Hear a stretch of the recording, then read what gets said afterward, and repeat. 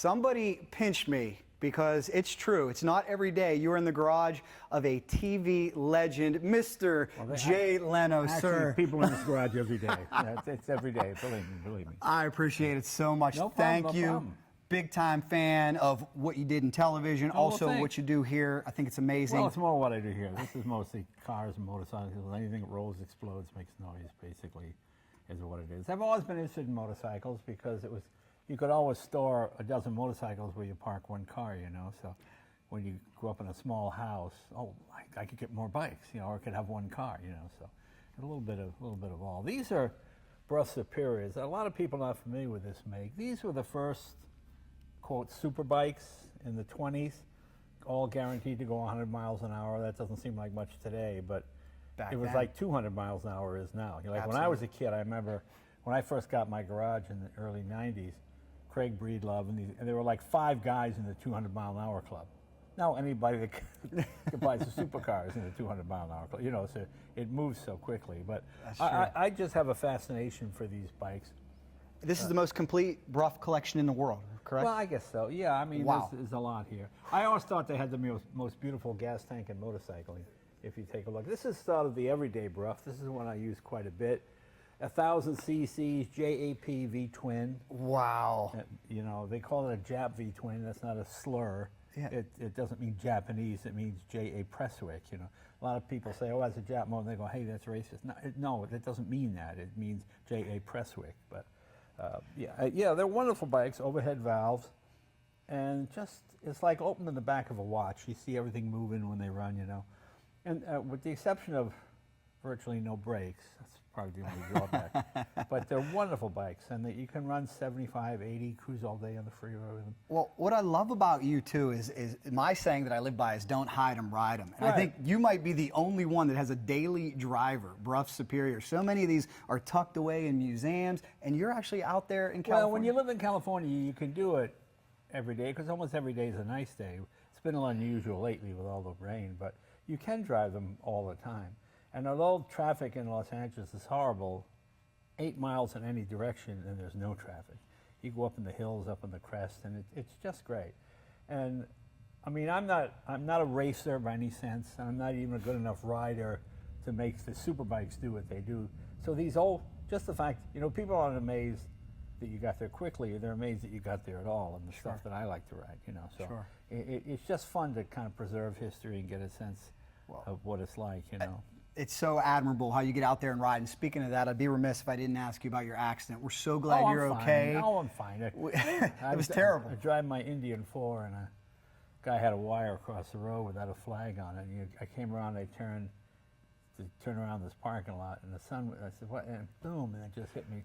Luckily, I was only going like 15. If I had been going, I would have got decapitated, so I was pretty lucky. Thank the Lord. We put you up on Facebook, and immediately the prayers started coming in. Let's hope Jay's okay.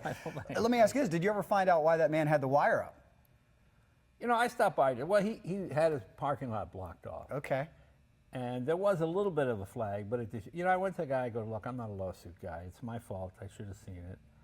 And I'm not. I'm not going to go after somebody for it. It's not like the guy deliberately had road rage and ran me off the motor. That's good to know. You know, so we shook hands, and the next day I went back. There were cones, there were flags. He had every conceivable thing, so he was doing the right thing. So I never pursued it. So. That's good to know, because when I first read about the incident, it reminded me of when we were younger and trail bike riders. If somebody didn't like us around, that was what they would do, is they put a cord up, and we tried to express to people that is very dangerous. You could kill a motorcycle rider like that. So exactly. I'm so glad you're okay and on the up and up. Well, I wanted to ask you too. I have a pressing question that I wanted to ask you for about a year. Yeah.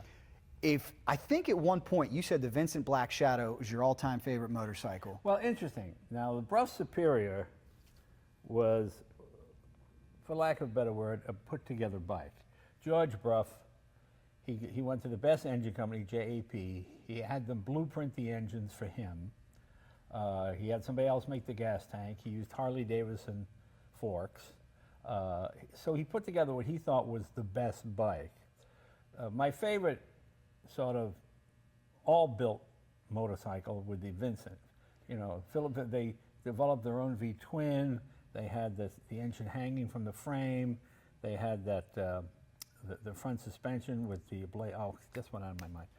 You know, so that would be the best. If I had to pick the best bike, the one that has the most romance to it is the Brough Superior, because Lawrence of Arabia owned 8 of them, and he wrote about them profusely, and he was the most famous man in the 20th century, him and Muhammad Ali. You know, nowadays people don't know him so much, but back in the day he was a war hero and all this kind of thing. So he wrote about the Brough, and in fact, what they call the best written motorcycle literature was done by him writing a Brough, where he raced a biplane. You see right there up on the wall. He was riding, and one of these bombers came over, and he got down in the tank, and he raced them down the road. You know, whether that actually happened is interesting, but it makes for a good story. It sure does. So the Broughs, you know, history belongs to those that write it, and the English write everything down. So there's so much written about the Brough. They were so expensive. I mean, they were the price of a small house. So they were owned only by, quote, rich gentlemen had them, you know. So it wasn't like America where anybody can buy a motor vehicle. Sure. You know, and if you don't have much money, then you got a motorcycle. That's but right. in England, nobody could afford a car because there's a road tax and also people bought motorcycles, they put sidecars on them, you know. So the Brough was like a motorcycle that cost more than a car, which just seemed crazy at the time. Sure. You know? So there's a lot of legend about it, but certainly the Brough and the Vincent are my two favorites. The Brough being purpose-built for that specific, you know, from the ground up, and the Brough being sort of put together, you know.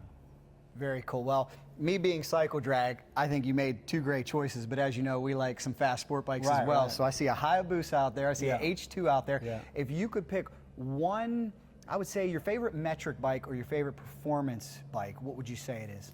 Well, back in the day, I bought one of the very first CBXs. Awesome because bikes. I thought that just seemed crazy, 100 horsepower, you know. That's the days when they're going to limit motorcycles to 100 horsepower, but they didn't, thankfully. But I love the CBX, and then, of course, that's when the real hyper bikes came out after that. You know, I've got the BMW, which is the RR, which is, you know, that's probably the best all-around. I've heard that. You know, I like it because you can go anywhere on it. It's got the reliability of BMW. It's not overly obnoxiously loud. It's extremely fast. I mean, it's, you know, it's funny to reach, because in the old days you bought a motorcycle, you bought like a Sportster, and then you'd upgrade it, different carburetors, and you sort of earned your horsepower. Now you go out and you can buy motorcycles with 200 horsepower, which just seems crazy. It is crazy. It is, but, you know, so it's a different thing. So I grew up in that era where you kind of earned your horsepower. When the Vincent Black Shadow came out, it had 55 horsepower. And there were rumors that the government wanted to ban it because it was too powerful. Nobody needs 55 horsepower in a motorcycle. It just seemed crazy, you know.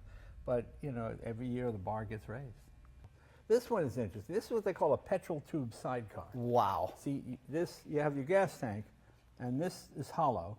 You fill it with, this holds about 2 gallons, and then you pressurize it, maybe 2-3 pounds.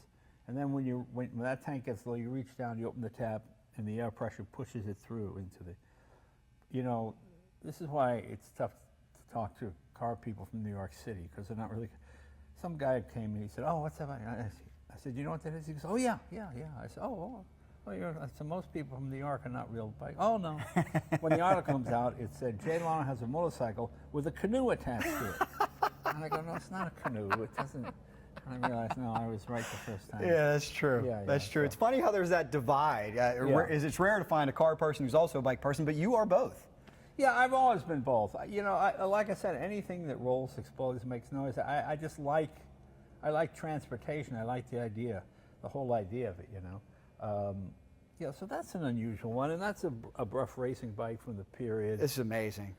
I see a motorcycle like this, and I'm saying this separates the men from the boys if you look at the suspension. Yeah, running 130 or 150 on that is pretty crazy. But the one thing American bikes had over European bikes were they were dependable, because in America you're just covering great distances all the time, you know.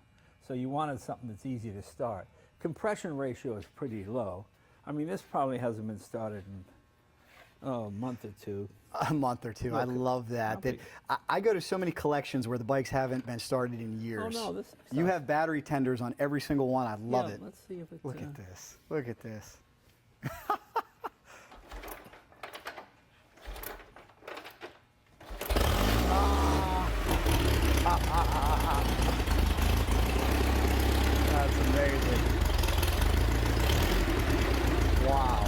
see how easy it starts? Amazing. Amazing. Wow.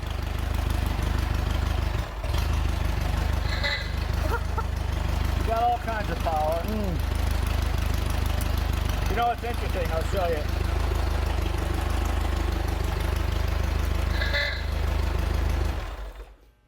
I sure wish my two-stroke started up that easy. Well, I know.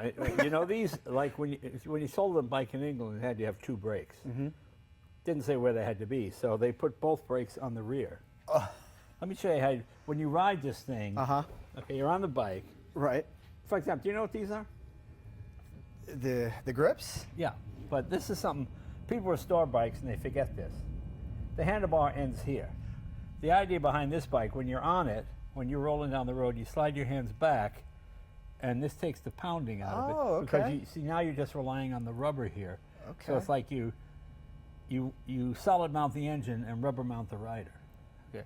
But when you drive this thing, okay, you got your brake, you got your foot clutch, then you have this brake brakes the right side. Okay, this one, the left side rather, this one brakes that. So when you come to a stop, you need to do this, put on both. Wow. But then now you can't hit the clutch, so you throw the hand clutch in.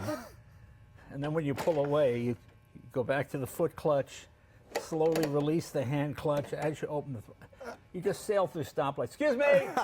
Excuse me! Yeah. It's a bit of a challenge, right? But it's so much fun to ride. So back then, you really needed a skill set, and you had to be familiar with the bike. You couldn't just jump on a bike like you can today. Yeah, that's probably true to say. Wow. But but you know, dead reliable. You have a proper reasonably modern ignition system. Well, you saw how easily it fired. Unbelievable, and I'm so astounded. 3 times, the first 2 just to pull the Wow. gas. This is a nice old Indian. Unrestored, right? Yeah, unrestored. Yeah, I think that's fair to say. Only original once, right? A lot of these are unrestored. Yeah, this is a Scout with a Chief motor in it. This one here is a 26 Harley JD. I imagine we got a story here, huh? Yeah, she runs. I mean, it's all original. This is a 1918 Pope. Wow. Here's a WR. Oh, wow. This is a flat track bike. This thing is really a handful, just a torque monster. This one, this is a knuckle. That is, this bike was so advanced for Harley. They thought it was actually too advanced because it had overhead valves. You had 4 gears instead of 3. I mean, it just seemed like, oh, this is too complex for most people, you know.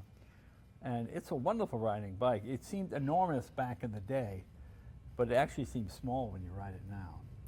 What blows my mind when I see bikes this old is how ahead of their time they were with the aesthetics, how appealing the bike looks. It's just a beautiful motorcycle. Well, it really only looks that way because that's the way it has to look.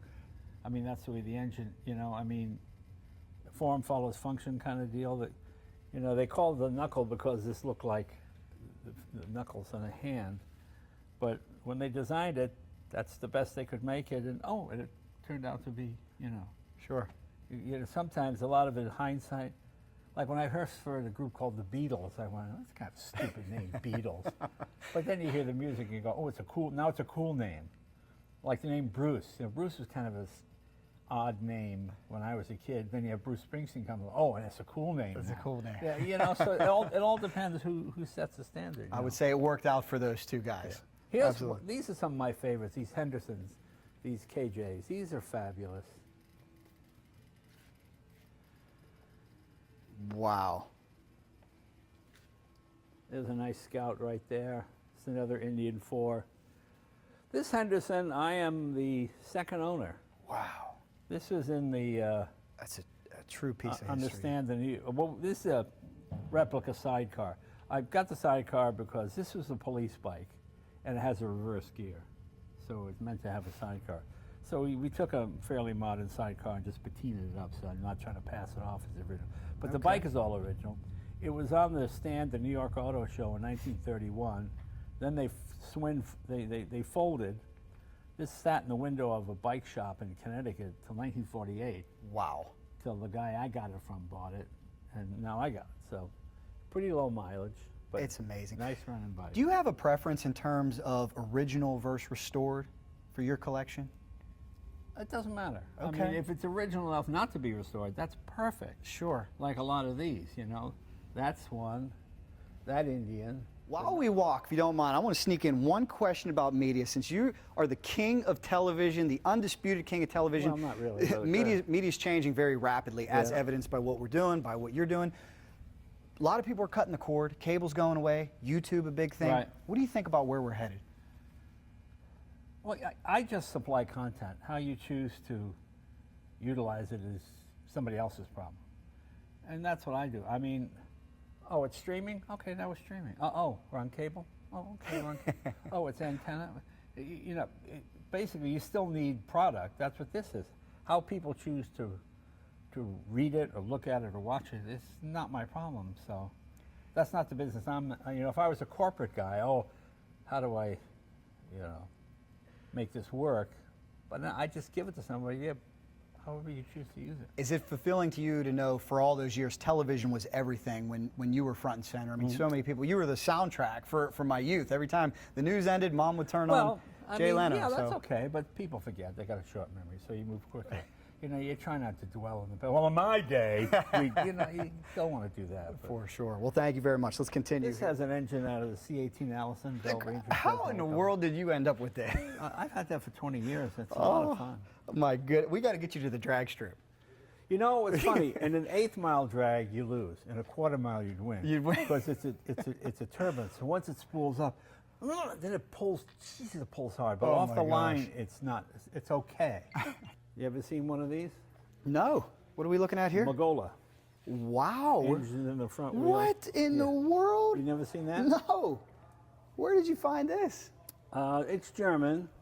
You know, there was a time when people didn't actually assume that the engine went in the middle. So the idea here is these, when you come to a stop, the engine stops. So it says in the manual when you come to a red light, you should orbit until the light changes and then continue on. Yeah. I imagine pretty hard to pop a wheelie on one of these, huh? You can't pop a wheelie. They did. This is a racing model. It did okay in circle track. You just crank the wheel and then open that throttle and it just wow, wow, wow. Yeah, that's amazing. Yeah, but just figuring out how you get the gas into the cylinder. I mean, it's so German that it's hilarious. Yeah, yeah. And you know Rolly Free? You remember him, the famous guy? Yeah. This is Rolly here. Oh, wow. These are all of Rolly's trophies. Wow. We knew Rolly back in the day. Such an amazing collection of photos and memorabilia. Oh yeah, there's all kind of It's cool just- stuff. All kinds of cool stuff. What would you say is your most prized motorcycle? Well, if you're talking sheer value, the Brough Superiors. Superiors, okay. Yeah, some of those are close to $1 million. I mean, it's Amazing. crazy. Yeah. And this is a Munch Mammoth. Wow. That was another very rare motorcycle. Yeah, that was the most powerful motorcycle Wow. of the early 60s. That's Early bike number 60s. 3. That's the first one with electric start. Wow. This could actually answer a trivia question. This was before the Honda CB? Oh yeah, well, 10 years. Was this the first 4-cylinder inline 4? Well, you had various Italian motorcyclists, and there were other 4 cylinders, not mass produced. We were having a debate. What was the first inline 4? A lot of people will say the CB created the sport bike. I don't know if you agree with that or not. Well, you had Velocet. That was a sport bike. That goes back to the 30s. There's a Velocet right there. Well, let's take a look. Yeah, there's Indian Chief. One of my favorites, the RE5 Rotary. Oh, that's an awesome bike. Yeah, those are great fun. How about this? What happened to the choppers? Chopper craze is totally over, right? I'm glad it's over. I never got the idea of make it slower, more dangerous, without brakes, and uncomfortable. You had one from OCC, right? Oh, that's the biggest piece of junk ever. You know something? I was so stunned at how bad it was built. You know, they bought an engine from a guy who did a nice job, built in the motor, a guy out of the land. It's a Harley Knuckle replica motor. And the motor's fine. You know, I was riding it, and it stops on me, and I realized the electrical system is fused through the rear taillight. So if the rear taillight breaks or blows out, the whole bike stops. Oh gosh. And I thought it was dangerous. It didn't stop. The geometry of the steering, it was just, yeah. I mean, they were meant to be. You build one for the fire department, it looks like a fire engine. You build one for the postal service, it looks like a mail carrier or something. But as motorcycles to ride, just horrible. Hopefully the Tuttles honored your warranty on that one, on that phone. No, thank you. They're down by me now in Clearwater. Paul Sr. is, and he says the same thing. He has a lot of his choppers on display at a bar, and he says, hey, these weren't made to go cross country. These were made to take the bike No, they weren't made to go across the bar. I mean, I was just stunned at how poorly, I mean, dangerous. I mean, forget, you know, just geometry's all off it. Sure. Do you still have it? Yeah, it's on the corner down there. How about That's that? a Buell. Buell, very cool. The RG over here, this has to be one of your favorites, I imagine, And right? this too, I remember when this was the fastest bike you could get in 75, Norton Oh, Commando. my. And across that right over there, my MV Agusta. The MV Agusta is just amazing. Ducatis I love.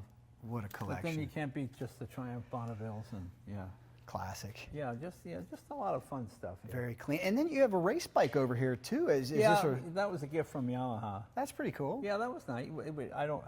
That's not a street bike. but What's your favorite form of motorcycle racing? just road racing. Okay. Yeah. We got to get you to the drags one day if you got Yeah, time. I'd like to do that. That'd be fun sometime. That'd be very cool. How about that Kawasaki H2 back there? You enjoy You know it? what's interesting about that? It is incredibly fast. It's great.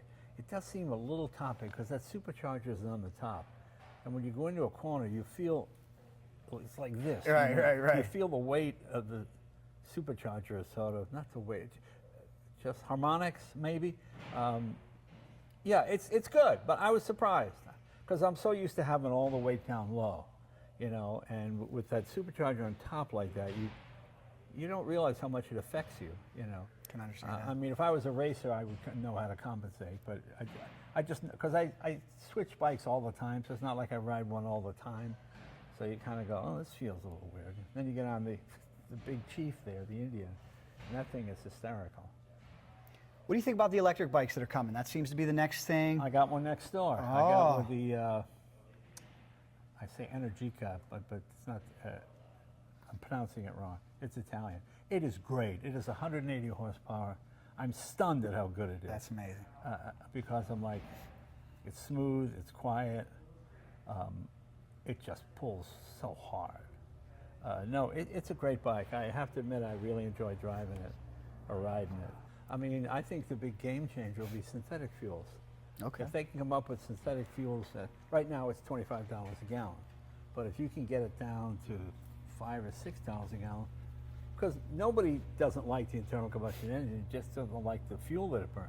It's dirty, it's messy, it's, you know, ruining the environment, blah, blah. If you can get it to be clean, what's the problem?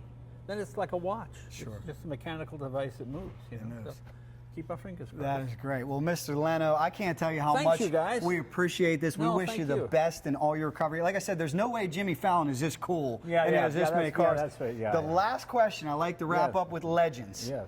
What is the best advice you could give somebody, the best life advice you could offer right now with everything you've learned throughout your illustrious career? What? Oh, you mean with motorcycles? Anything, anything. Oh, I don't know. What would you tell a young person right now who might be watching this? I mean, you've had so much success. Look at this amazing collection. Well, I mean, don't take it seriously. You know, if you do what you like, it's not work, and then you're doing what you like to do.